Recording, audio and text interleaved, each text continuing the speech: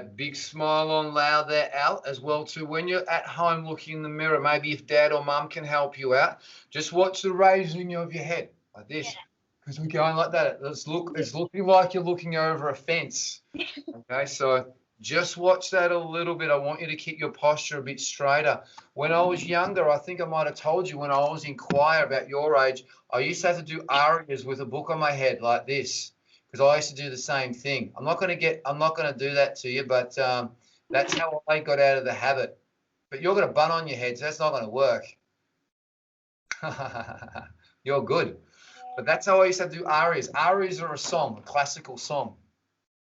So that's what I had to do. But yeah, just watch that a little bit, putting your head up. All right, Al, we're going to do one more, and then I'm going to run this one off for you, okay? So have a listen to the pattern again.